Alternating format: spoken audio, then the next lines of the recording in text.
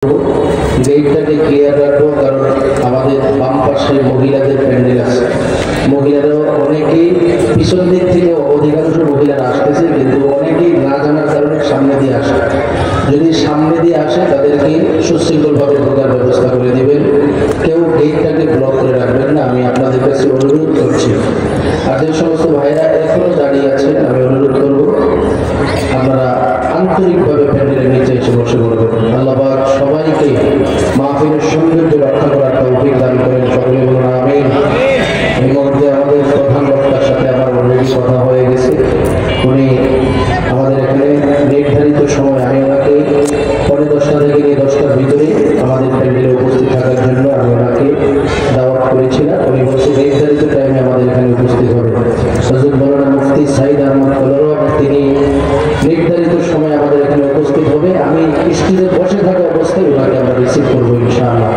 আল্লাহ ওনাকে সঠিকভাবে আমাদের মাহফিল পর্যন্ত আসার তৌফিক দান করেন, সবাই বলেন আমিন।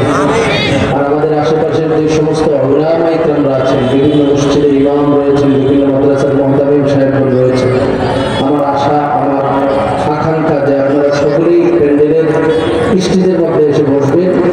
আপনারা ডানে বামে বসা থাকলে মাহফিলের সৌন্দর্য রক্ষা হবে। আমাদের আওয়াম যত সাধারণ ভাই যারা রয়েছেন, আপনাদের চেহারার দিকে তাকায় থাকলেও সগীরাগুলো মাফ হবে। এই জন্য আপনারা সকলেই যারা আলেম ওলামা রয়েছেন, আমি আপনাদেরকে অনুরোধ করবো আপনারা স্টেজে চলে আসবেন নিজ নিজ দায়িত্বে ইনশাআল্লাহ। আল্লাহ পাক কবুল করেন, সবাই বলুন আমিন। আলহামদুলিল্লাহ আলহামদুলিল্লাহিল্লাযী খালাকাল ইনসান ওয়া আল্লামাহুল বায়ান ওয়া খালাকাল আরদা ওয়াস সামাআ ওয়াল জিবাল ওয়া খালাকাল বাহরা ওয়ান নাহরা ওয়াল قناة ونشهد أن سيدنا وسندنا وحبيبنا وطبيبنا وطبيب قلوبنا ومولانا محمدا عبده ورسوله الذي أرسله الله تعالى بالحق بشيرا ونذيرا وداعيا إلى الله بإذنه وسراجا منيرا. أما بعد فأعوذ بالله من الشيطان الرجيم. بسم الله الرحمن الرحيم. وقضى ربك ألا تعبدوا إلا إياه وبالوالدين إحسانا إما يبلغن عندك الكبر أحدهما أو كلاهما فلا تقل لهما أف ولا تنهرهما وقل لهما قولا كريما. وقال رسول الله صلى الله عليه وسلم رضا الرب برضا الوالدين وسخط الرب بسخط الوالدين. صدق الله مولانا العظيم وصدق رسوله النبي الكريم ونحن على ذلك لمن الشاهدين والشاكرين والحمد لله رب العالمين.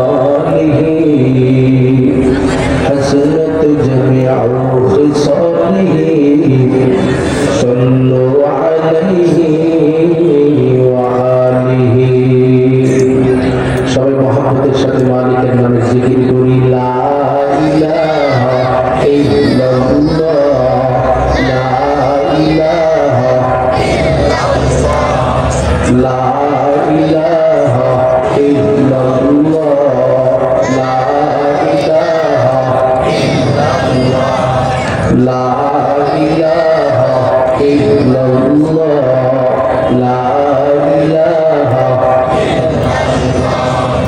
নামাজ রোজা সইরো না মা বাবার খেদমত ভুইলো না নামাজ রোজা সইরা দিলে মা বাবার খেদমত ভুইলা গেলে জান্নাত তুমি পাইবানা লা ইলাহা ইল্লাল্লাহ লা ইলাহা মোহাম্মদ লা ইলাহা ওরে দয়া মৌলা রে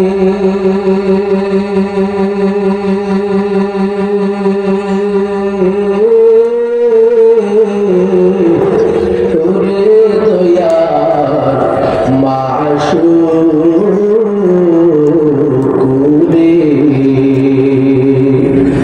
কোথায় গেলে পাইব তোমার ঠিকানা কোথায় গেলে পাইব তোমার ঠিকানা তোমার পাওয়া আসে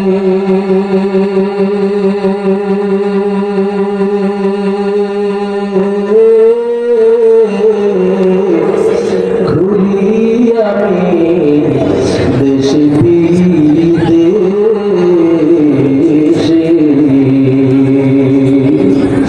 তাফসীরের ময়দানে করলাম বিছানা তাফসীরের ময়দানে করলাম বিছানা লা ইলাহা ইল্লাল্লাহ লা ইলাহা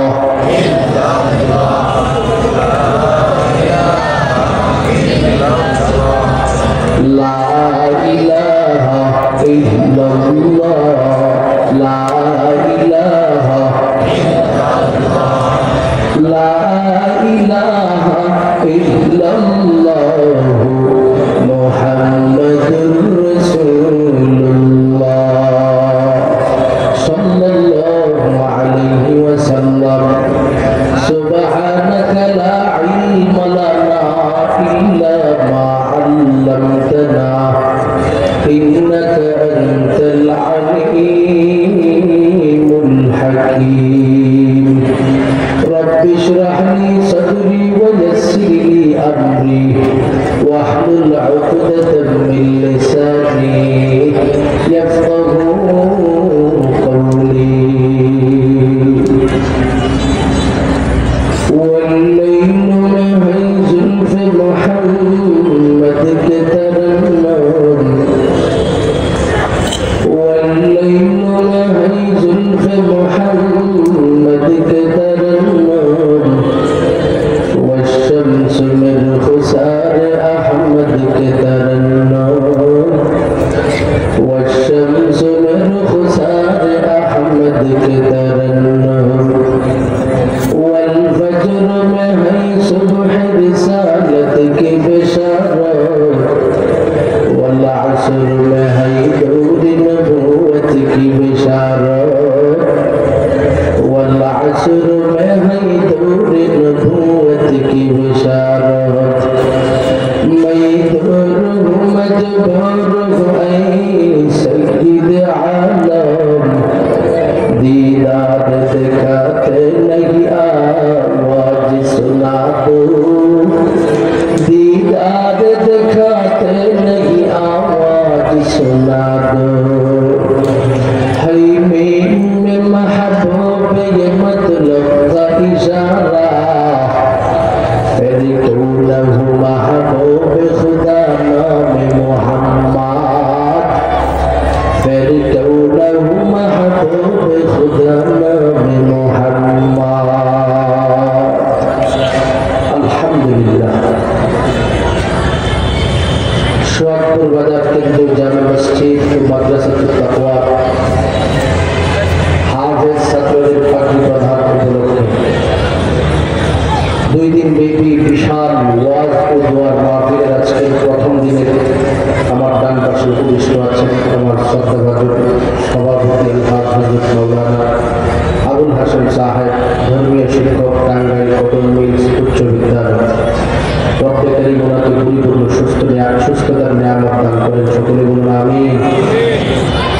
আজকের মাহফিলের প্রধান অতিথি হিসাবে যিনি আছেন, আমরা যাকে আজকে এই প্রধান অতিথি হিসাবে ইনভাইট করেছি, আমাদের বর্তমান যেই থানায় মাহফিল হচ্ছে এই অঞ্চলের সাবেক এমপি, যাকে আমরা টাঙ্গাইল ৭ মির্জাপুর এই অঞ্চল হিসাবে চিহ্নিত করে থাকি, মোহতারাম আবুল কালাম আজাদ সিদ্দিকী সাহেব, আল্লাহ ওনাকে সুস্থতার সাথে আমাদের মাহফিলে উপস্থিত হওয়ার তৌফিক দান করেন, সকলে বলুন আমিন। পাশাপাশি আজকে যিনি প্রধান বক্তা হিসাবে আমাদের মাহফিলে উপস্থিত হবে, সারা বাংলাদেশের সুপরিচিত একজন ওয়াইজ, পাশাপাশি কলরব শিল্পী গোষ্ঠীর প্রধান পরিচালক যিনি হযরত মাওলানা মুফতি সাইদ আহমদ কলরব সাহেব, আল্লাহ পাক ওনাকে নির্ধারিত সময় আমাদের পর্যন্ত পৌঁছে দেওয়ার তৌফিক দান করেন, সকলে বলুন আমিন। পাশাপাশি আমার ডানে বামে সামনে পিছনে উপবিষ্ট আছেন এলাকার ধর্মপ্রাণ মুসলমান ভাইরা, পর্দার অন্তরালের পর্দারশীল মা ও বোনেরা, সর্বপ্রথম মহান রব্বুল আলামিনের দরবারে অসংখ্য অগণিত শুকর ও সুজুদ, তিনি আমাদেরকে আজকে 2 দিন ব্যাপী ওয়াজ ও দোয়ার মাহফিলের প্রথম দিবসে মাহফিলটিকে সফল করার লক্ষ্যে হাজার হাজার ইমানদার মানুষদের থেকে নির্বাচিত করে প্যান্ডেলে বসার তৌফিক দান করেছেন। সেই জন্য সকলেই আন্তরিকভাবে জবান খুলে পড়ি আলহামদুলিল্লাহ। আমি আপনাদের সম্মুখে আল্লাহর কালাম থেকে 114টি সূরা থেকে অত্যন্ত প্রসিদ্ধ একটা সূরা, সূরা বনী ইসরাঈলের 23 নম্বর আয়াত তেলাওয়াত করেছি। উক্ত আয়াতের সামঞ্জস্যপূর্ণ আমার নবী রহমতে আলম নবী দিনের নবী মায়ের নবী মুহাম্মদ রাসূলুল্লাহ সাল্লাল্লাহু আলাইহি ওয়াসাল্লামের জবান মোবারকে অগণিত হাদিস সমূহ থেকে একটি হাদিস পেশ করেছি। আয়াত এবং হাদিসকে সামনে রেখে কিছু সময় কথা বলব। বক্তা করিম ইখলাসের সাথে আমলের নিয়তে আমাকে কথা বলার, আপনাদেরকে শ্রবণ করার তৌফিক দান করেন, সকলে বলুন আমিন।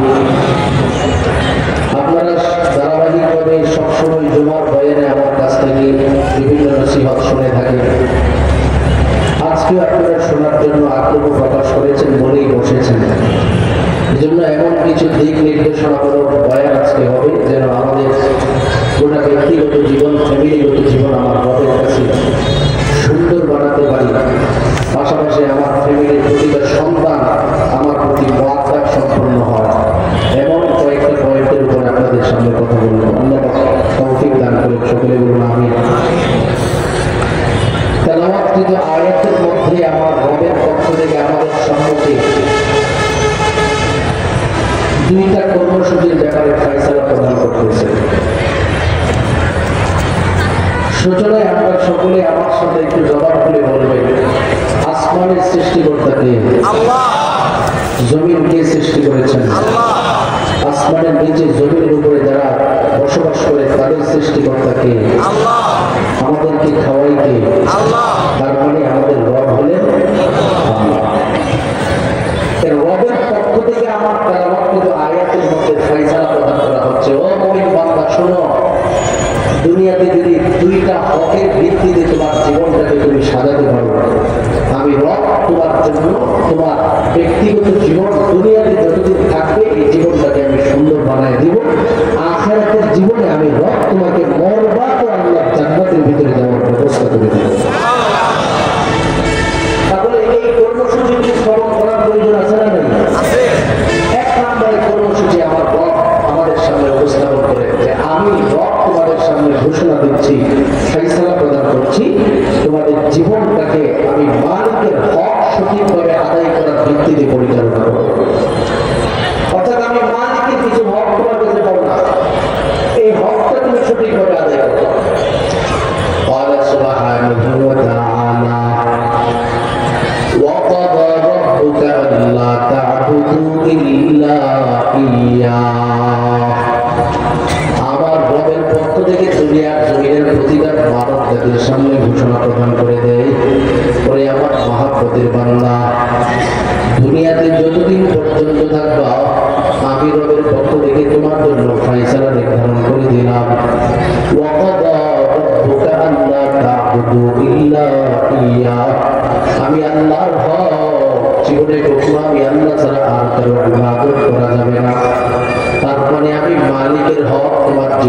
তুমি প্রতিষ্ঠা করো, কিভাবে আমি মালিকের হক তুমি আদায় করবা। এই আয়াতের ব্যাখ্যায় আমার নবীর হাদিসের মাধ্যমে আমাদের কাছে স্পষ্ট করে দেওয়া হয়েছে। একজন সাহাবী আমার নবীর রহমতে আলো নবীকে প্রশ্ন করে বলেন, ইয়া রাসূলুল্লাহ, ইয়া হাবিবাল্লাহ, আমরা তো জানি আমাদের রব আমাদেরকে তার পাওনাতে করতে পারলে আমাদেরকে জান্নাত দান করবে। আমাদের রব আমাদের কাছে মৌলিকভাবে কি পাওনা আছে এটা একটু জানতে চাই। আল্লাহ নবী বলেন, মুমিন বান্দার কাছে আমাদের রব পাওনা হলো আল্লাহ তুশরিক বিহি শাইআ। আমার আল্লাহ আমাদের কাছে পাওনা হলো তার সাথে পৃথিবীর জমিনে কাউকে কোনো প্রকারের শিরিক করা যাবে না।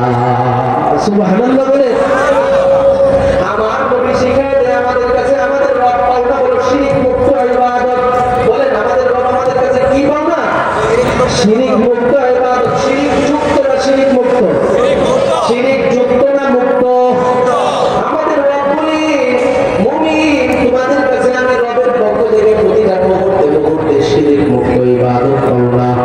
দুনিয়াতে যতদিন পর্যন্ত থাকবা আমি আল্লাহর পক্ষ থেকে ঘোষণা দিয়ে দিলাম, তোমাকে যে উদ্দেশ্যে আমি আল্লাহ পাক সৃষ্টি করে দিলাম সেই উদ্দেশ্যটাকে তুমি পরিপূর্ণ করবা। কেন আমি মালিক তোমাকে পৃথিবীতে বানাইলাম আমার আল্লাহ পাক অপর আরেক আয়াতের মাধ্যমে স্পষ্ট করে দিল।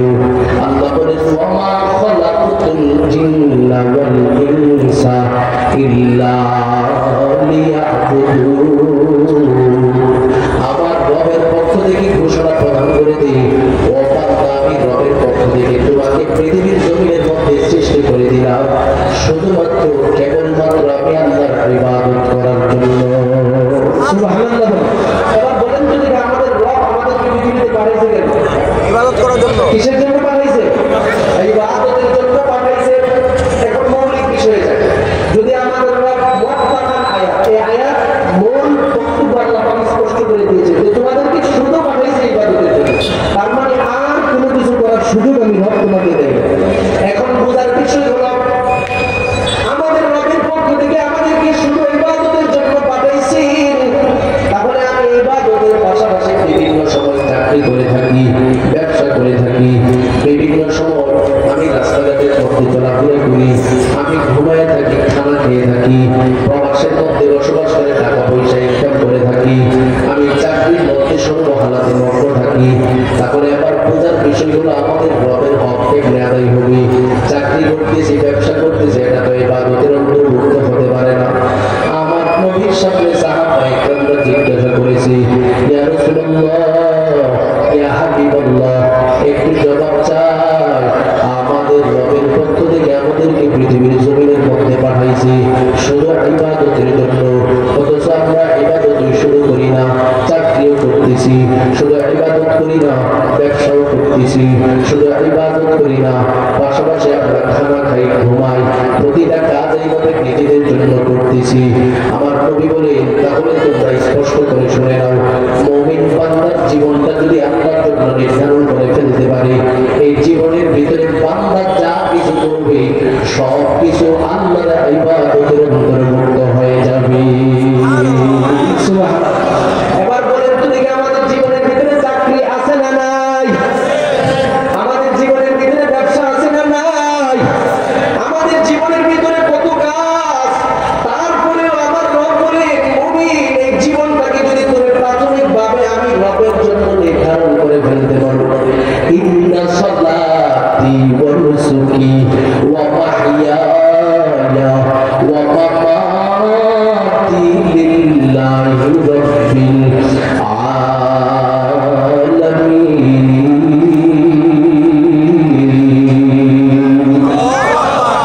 আমার রবের পক্ষ থেকে ঘোষণা দিয়ে যে মুমিন বান্দা তার প্রাথমিক স্লোগান করে আন্তরিকভাবে যে ইন্না সালাতি আমার নামাজ, ওয়া নুসুকি আমার কুরবানি, ওয়া মাহইয়ায়া আমার জীবন, ওয়া মামাতি আমার মরণ একমাত্র লিল্লাহি রাব্বিল আলামিন আমার মালিকের জন্য। আল্লাহর জন্য আমার জীবন, আল্লাহর জন্য আমার মরণ, আল্লাহর জন্য আমার নামাজ, আল্লাহর জন্য আমার কুরবানি। এখন মুমিন বান্দা যদি প্রতিশ্রুতিবদ্ধ হতে পারে, তার জীবন আল্লাহর জন্য নির্ধারণ করে ফেলেছি, মরণ আল্লাহর জন্য নির্ধারণ করে ফেলেছি। জীবন থেকে মরণ পর্যন্ত মুমিন বান্দাটা যা কিছু করবে আমার আল্লাহ পাক সাথে সাথে সবগুলোকে ইবাদতের অন্তর্ভুক্ত করে নিবে।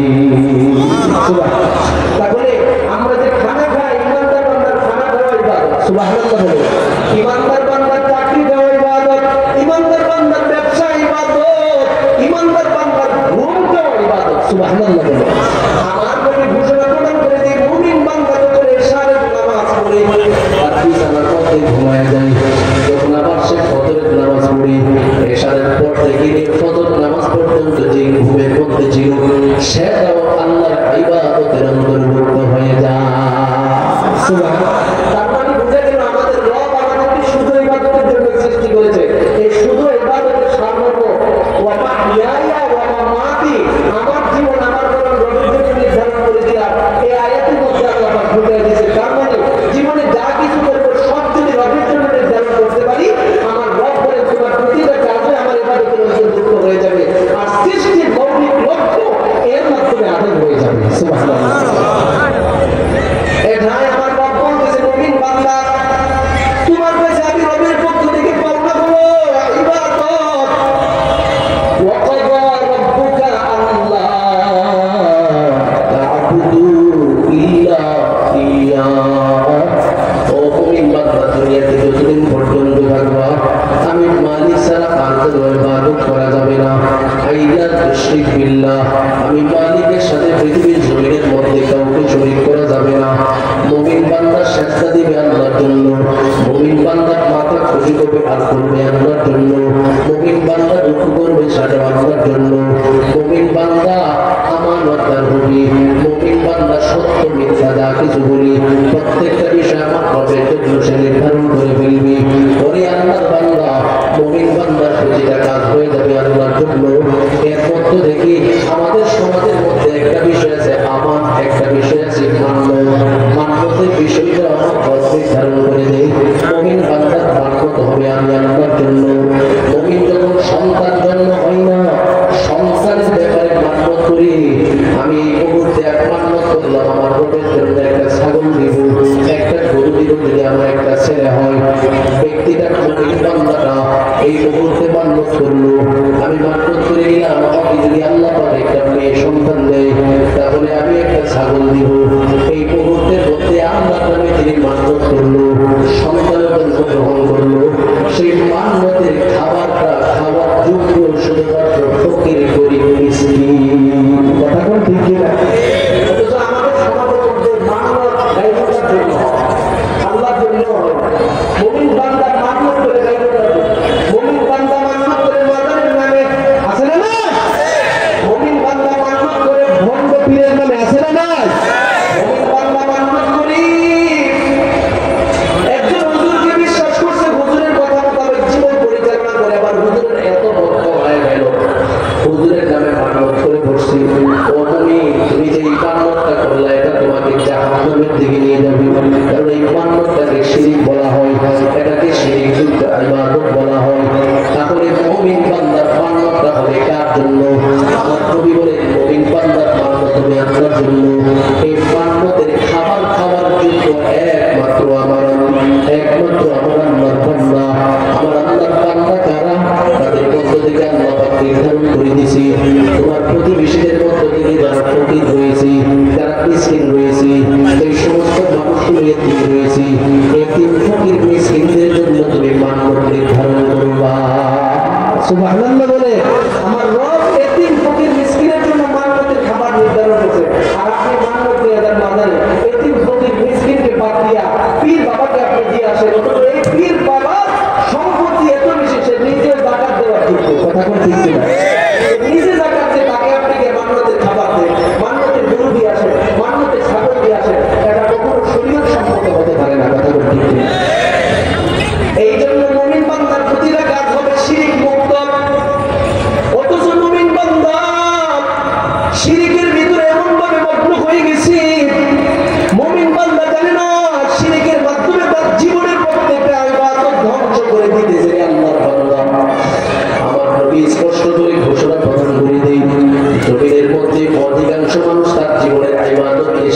মাধ্যমে ধ্বংস করে দিয়েছি। কারণ আমার রব বলে ইন্নাল্লাহা লা ইয়াগফিরু আন ইউশরাকা বিহি ওয়া ইয়াগফিরু মা দুনা যালিকা লিমান ইয়াশা। আমার রবের পক্ষ থেকে ঘোষণা, জমিনে যদি কোনো বান্দা শিরকের গুনার মধ্যে লিপ্ত হয়ে যায়, আমি আল্লাহ পাক তার গুনাহ জীবনেও মাফ করি না। এই জন্য মুমিন বান্দার চরিত্র হবে, জীবন চলে যাবে, তারপরে আমার মালিকের সাথে কাউকে শরীক করব না, জীবন চলে যাবে, তাওহীদ থেকে আমাকে মুমিন বান্দাকে দূরে সরাতে পারবে না, আমাকে রক্ষার্থ করা হবে, তারপরে আমি শিরকের মধ্যে কখনো লিপ্ত হব না। এটা মুমিন বান্দার প্রতিজ্ঞা হবে।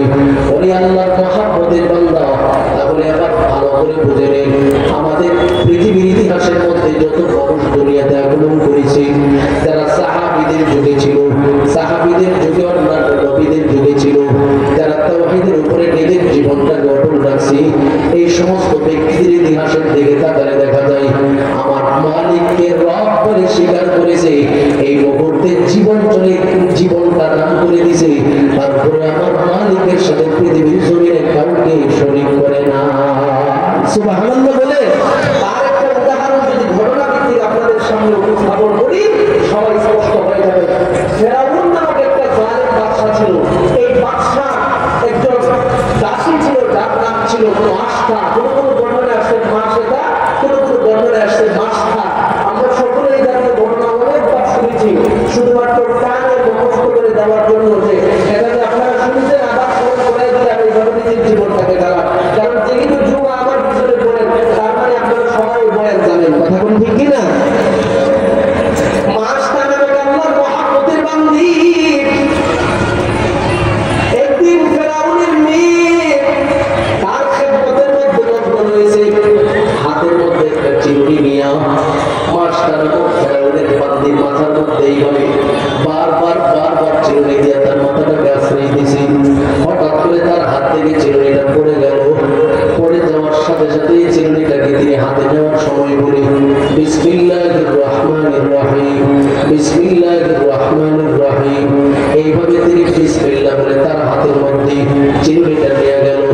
কথাটা শোনার সাথে সাথে মাসেকা নামক আল্লাহর বান্দিটার দিকে তাকাইয়া ফেরাউনের কন্যা সন্তানটা রেখে বলি, ওরে মাসেকা, তুমি এই মুহূর্তে জবান থেকে কি বলছো একটু বলো। বলে আমি আমার মালিকের নামে চিরুনিটাকে উঠাইলাম। ও মাসেকা, তুমি কি আমার বাবাকে রব বলে স্বীকার করো না?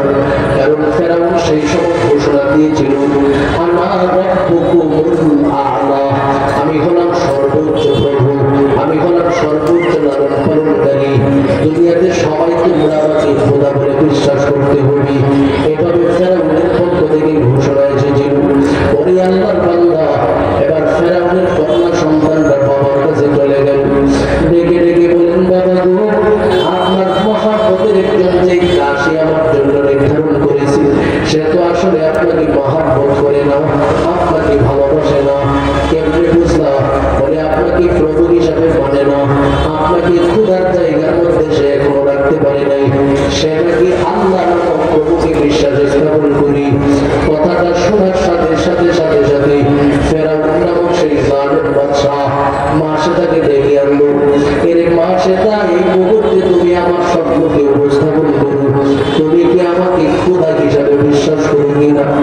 মাসেকা নামক আল্লাহর বান্দিটা ডেকে ডেকে বলেন, ও ফেরাউন, আমি তোমাকে কেমনে খোদা হিসাবে বিশ্বাস করো? কেন তুমি বিশ্বাস করো না? আমি কি তোমাকে খাবার দেই না? আমি কি তোমাকে চলার পদ্ধতি সহজ করে দেই নাই? বলে কখনো হতে পারে না। আমি এমন একজন প্রভুর উপরে বিশ্বাস স্থাপন করলাম, যেই প্রভু তোমার মতো ফেরাউনকেও সৃষ্টি করেছে। তোমার মতো ফেরাউনকে যে প্রভু সৃষ্টি করেছেন, এই প্রভুর উপরে আমার বিশ্বাস। ফেরাউন বলে, তাহলে তুমি কি আমাকে খোদা হিসেবে বিশ্বাস করতে পারছো না? বলে, না না, আমার জীবন যদি চলে যায়, আমার রবের সাথে তোমার মতো ফেরাউনকে শীঘ্র করাতে পারবো না। এই মুহূর্তে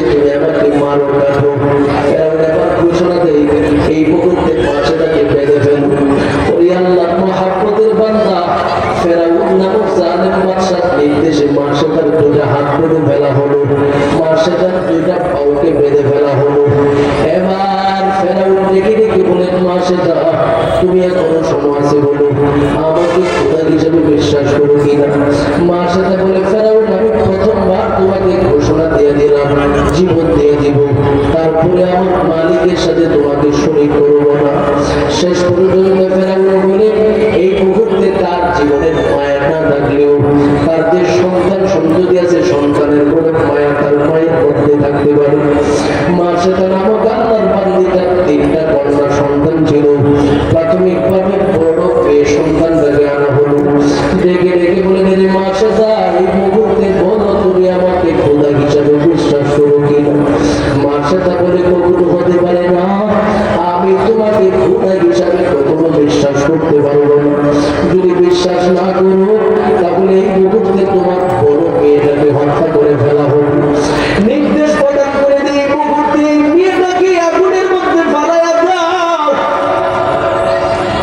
বিশাল বড় একটা ডেক আনা হয়, সেই পাত্রের মধ্যে পরিপূর্ণভাবে তেল রাখিয়া সেটাকে পরিপূর্ণভাবে উত্তপ্ত করার পর মার্শেদা নামক আল্লাহর মহব্বতের বান্দির বড় মেয়েটাকে তেলের মধ্যে নিক্ষেপ করে ফেলল।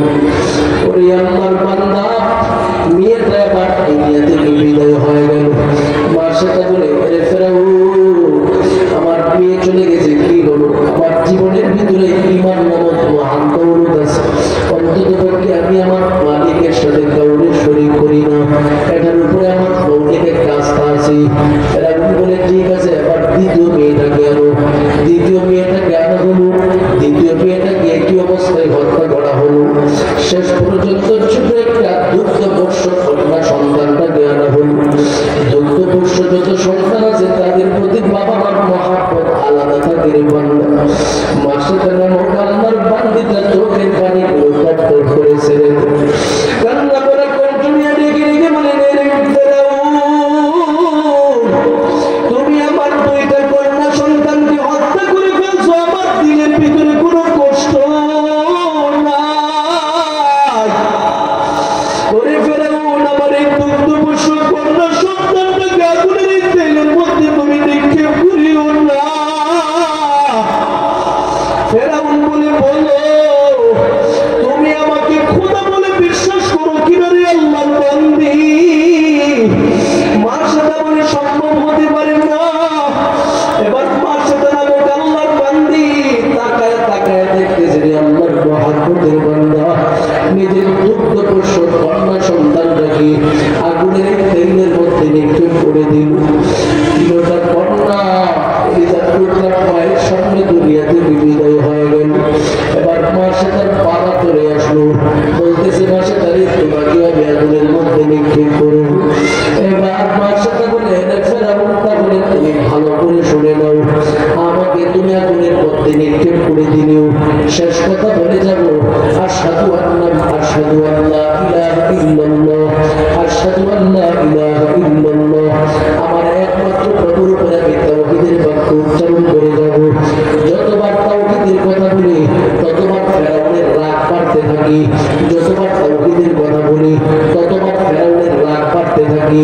হঠাৎ করে ফেরাউন তাকায় দেখি মার্শেদা তার সামনের দিকে উপস্থাপন করে মুচকি মুচকি হাসতেছে। মার্শেদার হাসি দেখার সাথে সাথে ফেরাউন ডেকে ডেকে বলে, মার্শেদা রে তুমি কি পাগল হয়ে গেছো? নিজের সন্তান তোমার সামনে মারা গেল, এখন তুমি হাসতেছো। মার্শেদা নামক আল্লাহর বান্দিটা ডেকে ডেকে বলে, রে ফেরাউন আমি তোমার কাছে অনুরোধ করতেছি, এই মুহূর্তে তুমি আমাকে আগুনের তেলের মধ্যে নিক্ষেপ করে দিবা। সাথে সাথে আমার তিন কন্যা সন্তান আমাকে রাখতেছে, তাদের সাথে আমি জান্নাতি মুমিনের কাফেলার সদস্য হয়ে যাব। জবানটা খুলে বলুন আল্লাহু আকবার, আরো জোরে আওয়াজ দিয়ে বলুন আল্লাহু আকবার। ওরে আল্লাহর মহব্বতের গোলাম, শিরক মুক্ত ইবাদত দুনিয়ার জমিনের মধ্যে যারা আমাদের সামনে উপস্থাপন করে দিয়ে গেল, তাদের জীবন ইতিহাসের দিকে তাকালে দেখা যায় তারা ঠকে যায় নাই, তারা সর্বহারাতে বিজয়ী লাভ করেছে। আমার নবী বলে, আমি যখন মেরাজের রজনীর দিকে যাইতেছিলাম, আমার আল্লাহ আমাকে প্রথম আসমানের দিকে নিতেছিল। দ্বিতীয় আসমান তৃতীয় আসমান ভ্রমণ করব। আমি যখন মক্কা নগরীর হেরান শরীফ থেকে রওনা হয়ে গেলাম, সেখান থেকে যাওয়ার পথে ফিলিস্তিনের দিকে যাওয়ার পথে হঠাৎ করে আমার নাকের সুঘ্রাণ বেশি উঠল। আমি জিবরাইলকে জিজ্ঞাসা করে বললাম, এর জিবরাইল, আমার নাকের মধ্যে জান্নাতি সুঘ্রাণ পাইতেছি, কোথায় থেকে সেই সুঘ্রাণ আগমন করে? জিবরাইল আমিন ডেকে ডেকে বলে, ও গো নবী, আপনি দুনিয়ার জমিনের মধ্যে আগমন করার পূর্বে মূসা নামক একজন নবী পৃথিবীতে আগমন করেছিলেন। সেই মূসা নবীর একজন মহাব্বতের আশিক ছিল, যিনি শিরক মুক্ত ইবাদত ফেরাউনের সাথে উপস্থাপন করে দিয়েছে, জীবন দিয়ে দিয়েছে, নিজের কন্যা সন্তান দিয়ে দিয়েছে। তারপরেও আমার রবের সাথে ফেরাউনকে শরীক করে নাই। আমার রব খুশি হয়ে এখনো তার কবর থেকে জান্নাতের সুঘ্রাণের ব্যবস্থা করে দিয়েছে। তাহলে বলেন তো দেখি, শিরক মুক্ত ইবাদত প্রয়োজন আছে না নাই? আমরা জানি না শিরক মুক্ত ইবাদত বান্দাকে ক্ষমার ঘোষণা পর্যন্ত আল্লাহর পক্ষ থেকে দেওয়া হয়েছে। আল্লাহ নবীজি যখন সিদরাতুল মুনতাহা পার হলেন, আমার রবের সাথে কথা বলতেছে, আমার রবের সামনে আমার নবী উপস্থাপন করে বলে, ওগো আল্লাহ, জমিন থেকে আপনার দরবারে আগমন করলাম, এই মুহূর্তে আমি এবার চলে যাওয়ার পালা। আমার রব ঘোষণা দিয়ে দেয়, ওগো নবী, আপনাকে আমি কি জিনিস দিলে আপনি খুশি হয়ে যাবেন? আমার নবী দেখে দেখে বলে, ওগো মালিক, আপনার পক্ষ থেকে আমাকে খুশি হয়ে যেটা দিবেন, সেটা যেন আমার উম্মতের জন্য কল্যাণকর হয়। কি দিতে পারি? আবার আল্লাহর পক্ষ থেকে তিনটা উপহার দেওয়া হলো। এক নাম্বার হলো, ওতিয়া রাসূলুল্লাহি সাল্লাল্লাহু আলাইহি ওয়াসাল্লাম খামসা সালাত, ওয়া ওতিয়া খাওয়াতিম আয়াতি সূরাতুল বাকারা, ওয়া ওতিয়া গুফিরা লিমান লা ইউশরিকু বিহি শাইআ। আমার রবের পক্ষ থেকে ঘোষণা, ওয়া গুফিরা লিমান লা ইউশরিকু বিল্লাহি মিন উম্মতিহি শাইআ। দুনিয়ার জমিনের মধ্যে যে সমস্ত মহাব্বতের উম্মতেরা শিরক মুক্ত ইবাদত নিয়ে আমি রবের কাছে আগমন করতে পারবে, আমি আল্লাহ আপনার সম্মানার্থে আপনার মহাব্বতের উম্মতগুলোকে মাফ করে দিব। তার মানে বোঝা গেল, আমার নবীজিকে আল্লাহ পাক এই মর্যাদা দিয়েছেন উম্মতদেরকে, উম্মতরা যেন শিরক মুক্ত ইবাদত নিয়ে আগমন করতে পারে। আমার নবীজিকে আল্লাহ পাক এই উপহার দিয়েছেন। নবী গো, দুনিয়ার প্রতিটা মুমিন বান্দার সামনে আরেকটা কথা আপনি বলে দিয়ে আসবেন সতর্কবাণী, সেটা হলো আপনি নবীজিকে আমি শাফিউল উম্মত, সমস্ত উম্মতের শাফাআতকারী হিসাবে আমি রবের পক্ষ থেকে আপনি নবীজিকে পাঠাইলাম। সুতরাং আপনি নবীজিকে শাফাআতের সুপারিশের সুযোগ আমি ততক্ষণ পর্যন্ত দিব যতক্ষণ উম্মতের মধ্যে শিরক না থাকবে। যার মধ্যে বিন্দু থেকে বিন্দু পরিমাণ শিরক থাকবে, আমি রব তার ব্যাপারে ঘোষণা দিলাম, কখনো আপনার পক্ষ থেকে সুপারিশ আসলেও সেই সুপারিশ কবুল করা হবে না। নাউযুবিল্লাহ।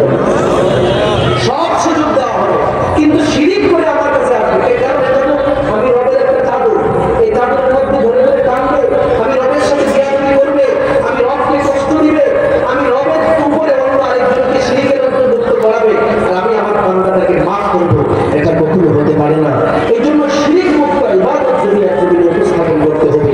এবার বলে তো দেখি, আমাদের সেজদা হবে একমাত্র কার জন্য? আর জুড়ে বলেন কার জন্য? আমাদের রুকু হবে কার জন্য? কোনো মানুষ গিয়ে মাজারের সেজদা দেয়, আছে না নাই? মাজারের সেজদা দেয়, আছে না নাই? ভণ্ডপীরের কদমের মধ্যে যায় সেজদা দেয়, আছে না নাই? এই জাতীয় নিদর্শন যেখানে দেখবে সাথে সাথে প্রত্যাখ্যান করবে। রাজি আছেন ইনশাআল্লাহ? যে পীরকে দেখবেন যে সে সেজদা নিতে দেয়, সে পীর হতে পারে না, জাতিকে জাহান্নামের পথ দেখাচ্ছে। কথা ঠিক কিনা? সে কখনো হক্কানি পীর হতে পারে না। যেই পীর পর্দা করে না, যেই পীর তার জীবনটাকে গুনার মাধ্যমে লিপ্ত করে ফেলতেছে, আমাদের কাছেও দেয় না, সে কখনো হক্কানি পীর হতে পারে না। কথা ঠিক কিনা? কিভাবে মানুষ কোন দিকে যায় এটা বুঝে আসে। এই যুগের মধ্যেও মানুষ কিভাবে এই ধর্মপীরদের পিছনে পিছনে ঘুরে নিজেদের জীবনকে ধ্বংস করে দিচ্ছে, এটা আমাদের বুঝে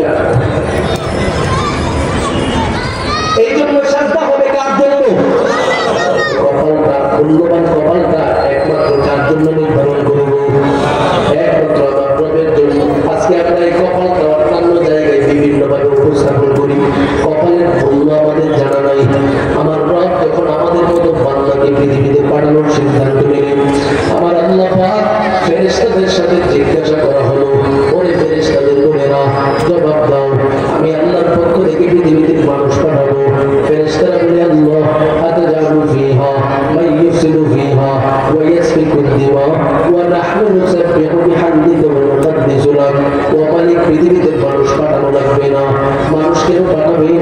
আমরাই তো আপনার প্রশংসা করবো। আমার আল্লাহ পাক ডেকে ডেকে বলেন, না না, আমি রবের পক্ষ থেকে সিদ্ধান্ত নিয়ে নিলাম, মানুষ বানাবো। ফেরেশতাদের মধ্য থেকে বড় বড় 4 জন ফেরেশতাকে নির্ধারণ করা হলো। তাফসীরের কিতাবের মধ্যে আছে, আমার রবের পক্ষ থেকে জিবরাইলকে প্রথমে দুনিয়াতে প্রেরণ করা হলো। ঘোষণা দেওয়া হলো, এর জিবরাইল জমিন থেকে মাটি নিয়ে আসো। জিবরাইল আমিন যখন মাটি নেওয়ার জন্য জমিনে আগমন করলো, অতঃপর মাটি ডাকতে শুরু করে দিই, এর ভাই জিবরাইল, আমার মাধ্যমে কি বানানো হবে? জিবরাইল বলে, মানুষ বানানো হবে। ও জিবরাইল ভাই, মানুষ কি শুধু জান্নাতের মধ্যে যাবে নাকি জাহান্নামের মধ্যে যাবে? জিবরাইল বলে, মানুষ জান্নাতেও যাবে, যারা ভালো কাজ করবে তাদের প্রথমে জান্নাত। ফারিকুন ফিল জান্নাতি ওয়া ফারিকুন ফিস সাঈর, একটা দল হবে জান্নাতি আর একটা দল হবে জাহান্নামী। এবার মাটি জিবরাইল আমিনের দিকে তাকায় বলে, খোদার নামের কসম খেয়ে তোমাকে বলতেছি, আমি জাহান্নামী হওয়ার জন্য যেতে চাই না, তুমি আমার শরীরের মধ্যে স্পর্শ করবা না। জিবরাইল আমিন এবার আমার রবের দরবারে চলে গেল। এবার আমার মালিকের পক্ষ থেকে মিকাইল আগমন করলো। মিকাইলের সাথে মাটির মুআমালা এমন হয়ে যায়, মাটি ডেকে ডেকে বলেন, খোদার নামের কসম খায়া তোমার সামনে আমি উপস্থাপন করে দিলাম, তুমি আমাকে মুখ দিয়ে স্পর্শ করবা না। মিকাইল চলে গেল। ইসরাফিল আসলো, ইসরাফিলের সাথে একই মুআমালা। শেষ পর্যন্ত মালাকুল মউতকে যখন পাঠানো হলো, মালাকুল মউতের সাথে যখন খোদার নামের কসম খাওয়া হলো, মালাকুল মউত ডেকে ডেকে বলে, তুমি যতই খোদার নামের কসম খাও কোনো টেনশন নাই, যে খোদার নামের কসম তুমি খাইতেছো এই খোদা আমাকে পাঠিয়ে দিয়েছি, তোমার প্রতি আমার কোনো মায়া নাই, তোমার প্রতি আমার কোনো দয়া নাই। এই কথা বলিয়া তার হাতের মাধ্যমে মাটির উপরে আঘাত করলো, যতটুকু হাতের ভিতরে রইল সেটা নিয়ে চলে গেল আমার রবের কাছে। আমার আল্লাহ বলে, এই মুহূর্তে আমার মহাপদের বান্দাটাকে আমি আল্লাহ বানাবো। এবার আদমকে পরিপূর্ণভাবে বানানো হলো। আদম নবী যখন পরিপূর্ণভাবে বানানো শেষ হয়ে গেল, কপালের মধ্যে আমার রব স্পর্শ করে দিন। ফেরেশতারা জিজ্ঞাসা করে বলি, আল্লাহ, আদম নবীর কত অঙ্গ প্রত্যঙ্গ আছে, কোথাও একটু স্পর্শ করেন, আপনার কুদরতি হাতের মাধ্যমে বান্দার কপালে শুধু স্পর্শ করে দিন, করে মালিক তার রহস্যটা তো মুহূর্তের জন্য বুঝতে পারি। আমার আল্লাহর পক্ষ থেকে ডেকে ডেকে বলেন, রে ফেরেশতাদের দল, আমার মহব্বতের কলিজার বান্দার কপালে আমি মালিকের পক্ষ থেকে কেন স্পর্শ করলাম তোমরা কি জানো না? আমার এই বান্দা কপাল দিয়ে যখন ফজর আযান হয়ে যাবে, পাগলের মতো মসজিদের দিকে রওনা, আমার বান্দা আমি মালিকের কুদরতে কদমের মধ্যে সিজদায় পড়ে যাবে। আমার এই কলিজার টুকরা বান্দা যখন যখনের আযান শুনতে পাবে মসজিদমুখী হয়ে যাবে, আমি মালিকের কুদরতে কদমে সেই কপাল দিয়ে সিজদা দেবি, আমার বান্দার তাহাজ্জুদের সুযোগ পাইবি। এই কপালটা দিয়া বান্দাটা আমি মালিকের মহব্বত দিলে নিয়ে আমি মালিকের কদমের মধ্যে সিজদা দিতে থাকবি। ফেরেশতাদের দল, এই জন্য বড় মায়া করে বড় দয়া করে আমার মহব্বতের বান্দার কপালটাকে আমি আল্লাহ বানিয়ে দিলাম।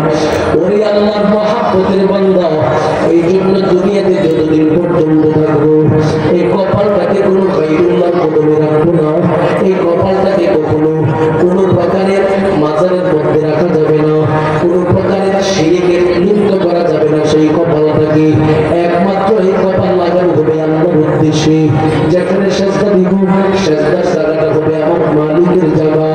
ওরে আল্লাহর বান্দা, এইভাবে যদি নিজের জীবনটাকে সাজাতে পারো, আমার আল্লাহ বলে, বান্দা তোমার মাধ্যমে আমি রবের সঠিক হক আদায় হয়ে যাই। এই কারণে আমার তেলাওয়াতকৃত আয়াতে আমার রবের পক্ষ থেকে ঘোষণা দেই, ওয়াকাদা রাব্বুকা আল্লা তা'বুদু ইল্লা ইয়্যাহ। ও মুমিন বান্দা, আমি রবের পক্ষ থেকে তোমার জন্য যে দুইটা ফয়সালা করে দিলাম। এক নাম্বার হলো, আমি আল্লাহ ছাড়া এই জগতে কারো ইবাদত করা যাবে না, শিরক মুক্ত ইবাদত জীবনের মধ্যে প্রতিষ্ঠা করবা। দুই নাম্বারের হক এবার আমার রব ঘোষণা দেই, ওয়া বিল ওয়ালিদাইনি ইহসানা। ও মুমিন, দুনিয়াতে যতদিন পর্যন্ত থাকবা আমি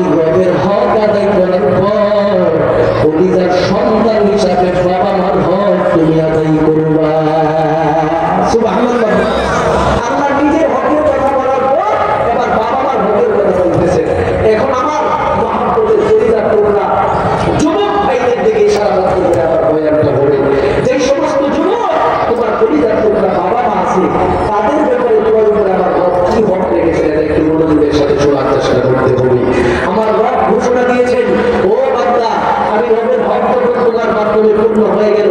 এবার দুনিয়াতে মানুষের পক্ষ থেকে তোমার বাবা মাকে তুমি গুরুত্ব দিবা, আর বাবা মার গুরুত্ব তুমি যত বেশি দিতে পারবা, আমি রবের পক্ষ থেকে তোমার সম্মান মর্যাদা বাড়ায় দিব তত বেশি। সুবহানাল্লাহ। রবের ভক্তের পাশাপাশি বাবার ভক্তকে আল্লাহ প্রাধান্য দিয়েছে। এই জন্য নবীজি হাদিস শরীফের মধ্যে বলছেন, قال رسول الله صلى الله عليه وسلم رضا الرب برضا الوالدين وسخط الرب بسخط الوالدين। আমার নবী বলে, আমার রবের হকের সাথে বাবা মার হকটাকে আল্লাহর পক্ষ থেকে প্রাধান্য দেওয়া হয়েছে। কেন প্রাধান্য দেওয়া হয়েছে? যেন বান্দাটা নিজের বাবা মাকে সর্বোচ্চ আসনের মধ্যে রাখে। এ কারণে আমার নবী ঘোষণা দিয়ে দেয়, তোমার বাবা মা তোমার উপরে সন্তুষ্ট, আমার আল্লাহ তোমার উপরে সন্তুষ্ট। তোমার বাবা মা তোমার উপরে যদি কষ্ট পেয়ে বসে থাকে, আমার আল্লাহ তোমার উপরে কষ্ট পেয়ে বসে থাকবে। নাউজুবিল্লাহ বলে।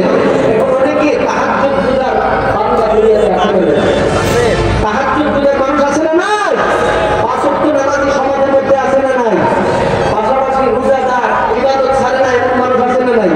আমার আল্লাহ পাক ঘোষণা দিয়েছে, তোমার তাহাজ্জুদ তখনই কবুল হবে, তোমার পাঁচ ওয়াক্ত নামাজ তখনই কবুল হবে যখন তোমার পরিবার টুকরা বাবা মা তোমার উপরে সন্তুষ্ট হবে। সুবহানাল্লাহ। বাবা মাকে তুমি সন্তুষ্ট করে তাহাজ্জুদ করতে না, কপালের মধ্যে যদি সাজদা চিহ্ন পর্যন্ত উঠায় ফেলো, আমার রব বলে বাপ মা সন্তুষ্ট হয়ে যায়, তোর ইবাদত আমার আল্লাহর কাছে কবুল, আমি রবের কাছে কবুল হবে না, কারণ তোমার বাবা মা সন্তুষ্ট তো আমি রব সন্তুষ্ট। সুবহানাল্লাহ। কোথায় নিয়ে গেছি দেখতে পারতেছি, বাবা মার গুরুত্বটা কি পরিমাণে আমার রব দিয়েছে। শুধু এটা নয়, আল্লাহ নবীজির কাছে এক সাহাবী আসছে, আবু হুরায়রা রাদিয়াল্লাহু তাআলা থেকে বর্ণিত হাদিস, জাআ রাজুলুন আরাবিয়্যুন ইলা নবী সাল্লাল্লাহু আলাইহি ওয়াসাল্লাম। আল্লাহ নবী রাহমাতে আলামিন নবীর নিকটে একজন ব্যক্তির আগমন ঘটল। ব্যক্তিটা এসে আল্লাহ নবীকে জিজ্ঞাসা করে বলে, ইয়া রাসূলুল্লাহ, ইয়া হাবিবাল্লাহ, জমিনের মধ্যে সবচেয়ে উত্তম হক পাওয়ার যোগ্য আমার কাছে কি? দুনিয়াতে আমার বাবা মা আছে, আমার দাদা দাদি আছে, আমার নানা নানি আত্মীয় স্বজন কত মানুষ আছে, তাদের মধ্য থেকে কোন ব্যক্তিটা আমার কাছে সবচেয়ে উত্তম হক পাওয়ার যোগ্য? এবার আমার নবী ঘোষণা দিয়ে দিল, তোমার মা হলো তোমার কাছে সবচেয়ে ভালো আচরণ পাওয়ার যোগ্য, তোমার মাকে তুমি গুরুত্ব দিবা। আবার সাহাবী বলেন, সুম্মান, আমার নবী বলেন, উম্মতা তোমার মা, তোমার মাকে তুমি গুরুত্ব দিবা। আবার সাহাবী বলেন, সুম্মান, আমার নবী বলেন, তোমার মাকে তুমি গুরুত্ব দিবা। আবার সাহাবী বলেন, সুম্মান, আমার নবী বলেন, আবুকা, তোমার বাবাকে তুমি গুরুত্ব দিবা। আবার সাহাবী বলেন, সুম্মান, আমার নবী বলেন, বাবা মাকে গুরুত্ব দেওয়ার পর আত্মীয় স্বজন প্রতিবেশীদের মধ্য থেকে যারা মুরব্বী রয়েছে, তোমার নেতা নেত্রী রয়েছে, সবাইকে তুমি গুরুত্ব দিবা। অথচ বড় দুঃখের সাথে বলতে হয়, সন্তান দুনিয়াতে বাবা মার মাধ্যমে আগমন করলো, আজকে সন্তান তার নেতাকে বড় অভিভাবক মানে নেতার পিছনে সর্বোচ্চ সময় ব্যয় করি, প্রতিটা মুহূর্তে নেতার পিছনে কাটায়, বাবা মার দিকে একটা সময় হাসি মুখে কথা বলার সময়টুকু পর্যন্ত পাই না। কথা বল ঠিক কিনা? নেতাকে যে পরিমাণে সম্মান করে এই যুগের যুবকরা যদি বাপ মাকে সম্মান করতো, এই যুবকদেরকে আমার মালিক সম্মানের সর্বোচ্চ মৌকায় নিয়ে যেত। কথা বল ঠিক কিনা? কিন্তু যুবকগুলি বাবা মার গুরুত্ব দিতে জানে না, বাবা মার গুরুত্ব দিতে জানে না। ওই যুবক, তুমি তোমার বাবা মাকে যত বেশি গুরুত্ব দিবা, আমার রব তোমাকে তত বেশি গুরুত্ব দিবে। সুবহানাল্লাহ বলেন। তোমাকে গুরুত্বপূর্ণ জায়গার মধ্যে আমার রবের পক্ষ থেকে উপস্থাপন করে দিবে। তার একটা উদাহরণ যদি ঘটনা ভিত্তিক করে আপনারা স্পষ্ট হয়ে যাবে। পয়গম্বর মুসা নবী একদিন আমার রবের দরবারে প্রশ্ন করে বলি, ও আমার দয়াল আল্লাহ, জমিনের মধ্যে কত মানুষের সাথে আমার পরিচয় হয়ে গেল, আমার জানি ভাবে কত নেককার মানুষ অবস্থান করতেছি, সবার সাথে আমার পরিচয় হয়েছে। ওরে মালিক, এই মুহূর্তে আপনার কাছে আমি জানতে চাই, জমিনের মধ্যে আমার উম্মতের মধ্য থেকে কোন ব্যক্তিরা আমার জান্নাতের সফর সঙ্গী হবে, কাকে জান্নাতের জন্য আপনি গুরুত্ব দিয়েছেন? আমার রব বলে, ও মুসা, তোমার উম্মতের মধ্য থেকে যে মানুষটাকে আমি জান্নাতের জন্য তোমার সঙ্গী হিসেবে কবুল করে নিয়েছি, এই মানুষটা সাধারণ একজন কসাই, যে ব্যক্তিটা প্রতিদিন গরু জবাই দেয় অথবা খাসি জবাই দেয়, সেই গোশত সমূহকে বিক্রি করে তার তারপর সে তার বাড়ির মধ্যে চলে যায়। এমন কসাইকে তোমার জন্য আমি রবের পক্ষ থেকে জান্নাতের সফর সঙ্গী নির্ধারণ করে দিলাম। মুসা নবী আবার টেনশনের মধ্যে পড়ে গেল। আমার রবের কাছে প্রশ্ন করে বলি, আল্লাহ ব্যাপারটা কি মালিক? আমার সাথে এমন সাধারণ একজন মানুষকে নির্ধারণ করেছি। আমার আল্লাহ বলে, এই ব্যাপারটা যদি তুমি বুঝতে যাও, নিজের চোখে সেই ব্যক্তির আমল গুলোকে দেখে আসো। মুসা নবী আবার কসাই ব্যক্তির নিজ জায়গার মধ্যে চলে গেল। কসাই ব্যক্তি যেখানের মধ্যে ব্যবসা কার্য পরিচালনা করতেছে, সেখানে গিয়ে দাঁড়ায় দাঁড়ায় তিনি বারবার দেখতেছে প্রতিটা মানুষ তার কাছ থেকে গোশত নিতেছে, কিন্তু তার পাশে গোশত সমূহের মধ্যে থেকে গুরুত্বপূর্ণ জায়গার কিছু গোশত একটা কাগজের মধ্যে রাখা ছিল। সেই কাগজের গোশতটা মানুষেরা চাইতেছে। ব্যক্তিরা বলে, না, এই গোশতটা আমি তোমাদেরকে দিতে পারবো না। শেষ পর্যন্ত গোশত বিক্রি শেষ হয়ে গেল। প্যাকেটের ভিতরে যে গোশতটা ছিল সেটা নিয়ে আল্লাহর বান্দাটা বাড়িতে চলে গেল। নিজ হাতে গোশতটাকে রান্না করলো, ভুনা করলো।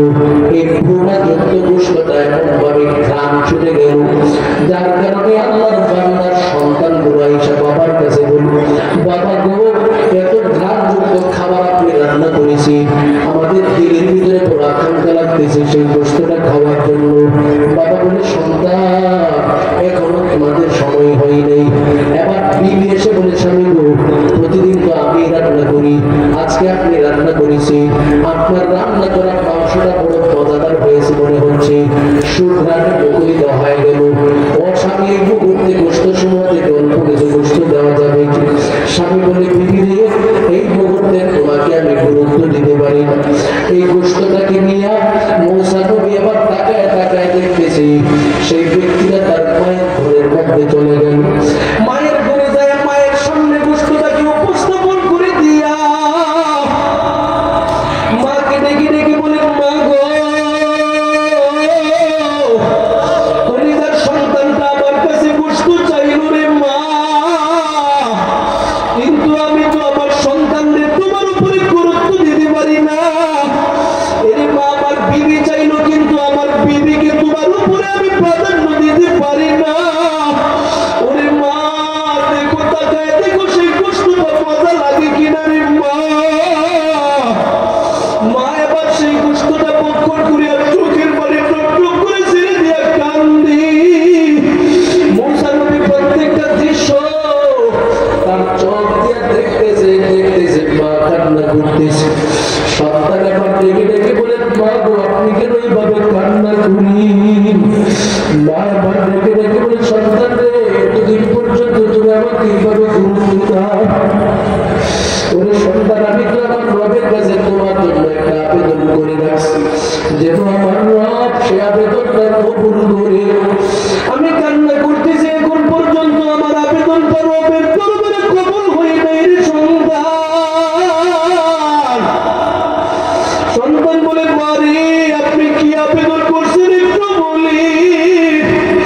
মা চোখের পানি ছেড়ে দিয়ে কান্দি আর বলি, রে সন্তান, তোমার এই ভালোবাসা দেখে আমি আমার রবের কাছে দোয়া করে বলেছি, আল্লাহ, জমিনের মধ্যে আমার সন্তান আমি মার এইভাবে গুরুত্ব দিয়ে থাকি, আপনি আমার সন্তানটাকে জান্নাতের ভিতরে গুরুত্বপূর্ণ ব্যক্তির সঙ্গী হিসাবে কবুল করে।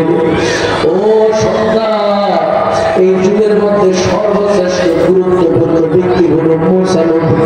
আমার দিনের ভিতরে আসা তোমার কত সন্তানটাকে যেন আমার আল্লাহ মুসা নবীর সঙ্গী হিসাবে জান্নাতের ভিতরে কবুল করে। মুসা নবী এই দৃশ্যটা দেখে দেখে চোখের পানিগুলো টপ টপ করেছে। এবার কসাই নামক যুবকটার দিকে তাকায় তাকায় বলি, ওরে যুবক ভাই, এই মুহূর্তে তুমি আমার সামনে চলে আসো। এতক্ষণ পর্যন্ত তোমার জাতীয় কাজ আমি উপস্থাপন করতে দেখেছি, প্রতিটা কাজ আমার কাছে ভালো লাগছে। আজকে তোমার সামনে তোমার মায়ের দুয়ার সুসংবাদটা দেওয়ার জন্য আগমন করেছি। তুমি তোমার মাকে যে পরিমাণে গুরুত্ব দিয়েছো, আমার আল্লাহ পাক তোমাকে সেই পরিমাণে গুরুত্ব দিয়েছে। আমি বললাম, এই যুগের নবী মুসা, আমার সাথে আমার আল্লাহ তোমাকে জান্নাতের সফর সঙ্গী হিসাবে কবুল করে নিয়েছে। পিছনের পায়রা জবানটা করে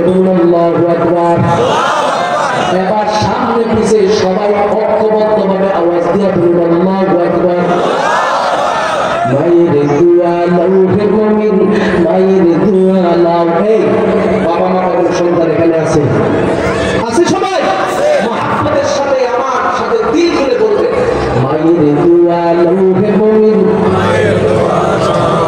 মায়ের দোয়া লৌহে মুমিন মায়ের দোয়া লাও মায়ের দোয়া লৌহে মুমিন মায়ের দোয়া লাও বিপদে পড়বে না তুমি যখন যেথায় যাও বিপদে পড়বে না তুমি যখন যেথায় যাও মায়ের দোয়া লৌহে মুমিন মায়ের দোয়া লৌহে মুমিন একটি গ্লাস পানির ভুলি